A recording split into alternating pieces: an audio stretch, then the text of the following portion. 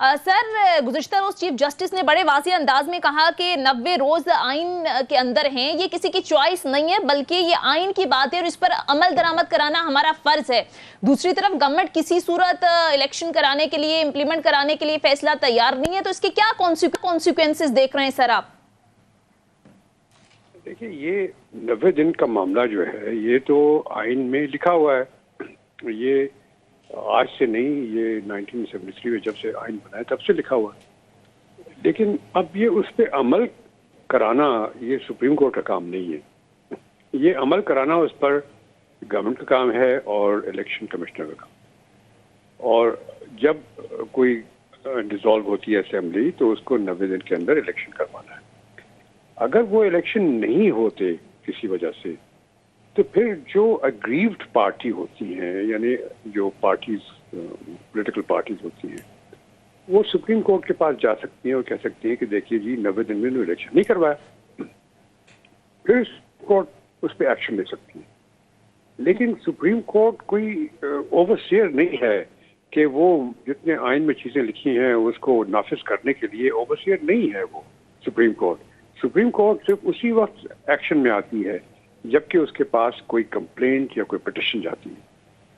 خود 100 نوٹس دینا اس چیز کے لیے میرے خیال میں سپریم کورٹ کے لیے صحیح نہیں تھا ٹو سٹارٹ وتھ۔ اس میں لے لیا ٹھیک جی عثمانی صاحب، عام طور پہ یہ کہا جاتا ہے کہ ہماری عدالتیں جو ہیں زمینی حقائق کو دیکھتی ہیں، آئسولیشن میں فیصلے وہ نہیں کر رہی تھی، وہ بھی ملک اور جس کو کہتے ہیں ریاست کا استحکام دیکھ رہی ہوتی، مفاد دیکھ رہی ہوتی۔ ابھی ایک تو بڑا واضح طور پہ ہو گئے، ایک بات لے کے پی ڈی ایم والے چلیں کہ جی کیوں سو موٹو کیوں لیا، سو موٹو کے ان کے اختیارات ہیں جب تک وہ تبدیل نہ ہو جائیں، ٹھیک ہے جی، جس پہ ابھی بھی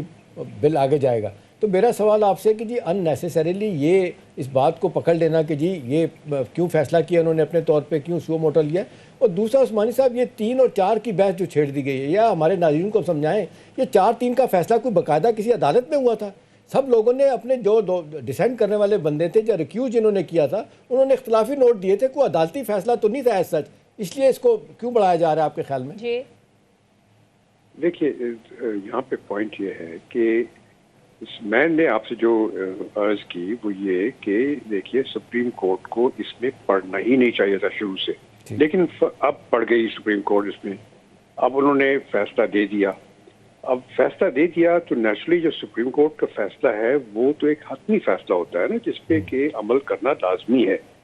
اور اس کو کوئی انکاری نہیں ہوتی۔ لیکن یہاں پر جب انہوں نے حتمی فیصلہ دے دیا تو اس پہ اب ایکشن نہیں ہو رہا، تو اس کے لیے چونکہ پی ڈی ایم کے پاس اپنے ویوز ہیں، صحیح یا غلط میں اس کی بات نہیں کر رہا ہوں، تو اگر وہ سمجھتے تھے کہ یہ سپریم کورٹ کا یہ آرڈر جو صحیح نہیں تھا 14 جولائی کو الیکشن کرانے کا، 14 مئی کو الیکشن کرانے کا، تو اس صورت میں ان کو جو سپریم کورٹ کے رولز ہیں اس کے تحت ایک پٹیشن فائل کرنی چاہیے تھی، ریویو پٹیشن، جو کہ انہوں نے نہیں کی۔ ٹھیک ہے، جب انہوں نے نہیں کی ریویو پٹیشن تو اس کے مطلب وہ فائنل ہو گیا، تو اب وہ آرڈر فائنل ہے، چاہے ٹھیک ہے، آرڈر اب فائنل ہے کیونکہ یہ ریویو پٹیشن میں نہیں گئے، اور یہی کل چیف پاکستان نے بھی کہا ہے۔ بہرحال بہت بہت شکریہ، ہمارے ساتھ موجود تھے جسٹس ریٹائرڈ شائق عثمانی صاحب۔